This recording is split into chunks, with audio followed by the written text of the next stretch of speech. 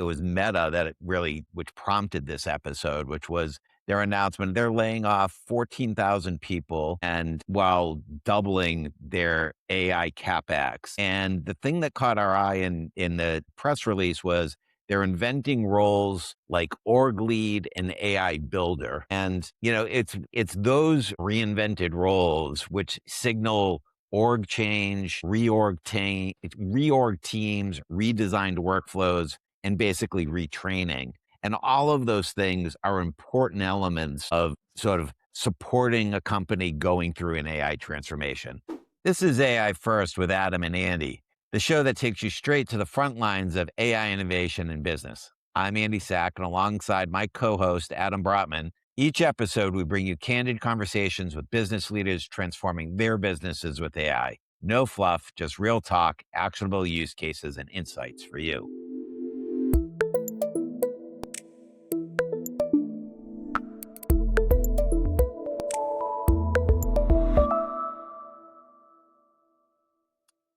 Welcome, everyone, to today's mini episode. There's been recent news of layoffs in a variety of companies, Block, Meta, and what was the Coinbase. third one, Adam? Coinbase. And today we didn't want to focus on the layoffs, but we wanted to use the layoffs as a gateway to talking about what we think is a really big concept, scaffolding or exoskeleton when it comes to AI transformation.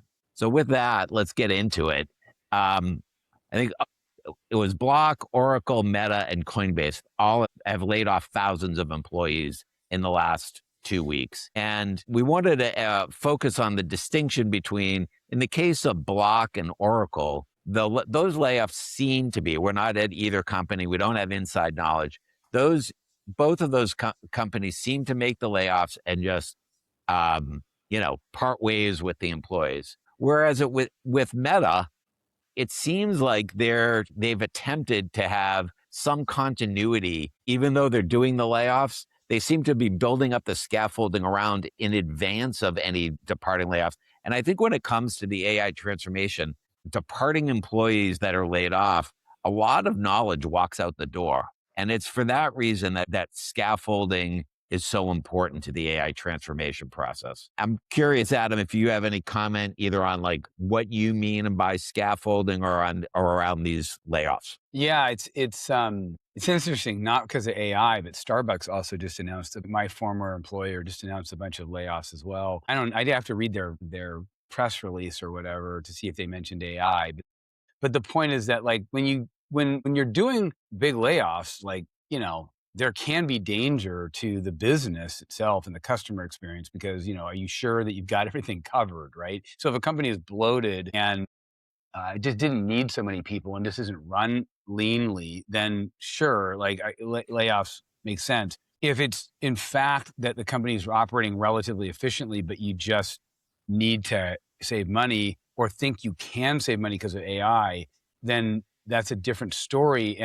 And you better make sure that you actually are operating with the AI properly first, right? Because it's not a no-brainer just to sort of start using AI and all of a sudden it's like, oh, we can just let people go. What we mean by scaffolding is, have you sort of thought about your workflows, how they connect to your data, how they connect to your people right now, and then how those things can connect to AI? And have you come up with a way to sort of connect all those in such a way that you create these sort of agentic capabilities at the company that would allow you to rewire how you're organized, how you process things, how you do your work, that gives you improved results with potentially less people or different people in different places. And until you sort of put that in place, if you just like let people go and say, we're just going to use AI to be better, like you run the risk of like less people that are trying to do the same amount of work or more, and the AI scaffolding isn't in place. So that's why we're big fans of this idea of, why don't you,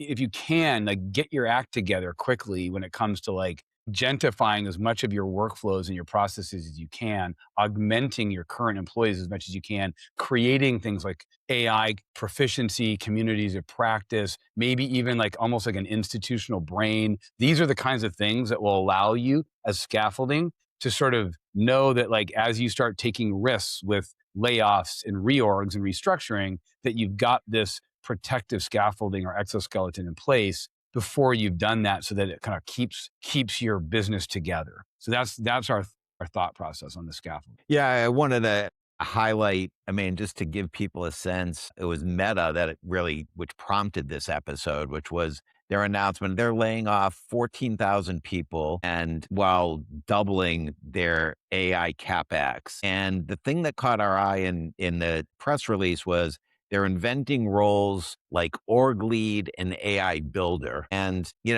it's those reinvented roles which signal org change, reorg teams, redesigned workflows, and basically retraining.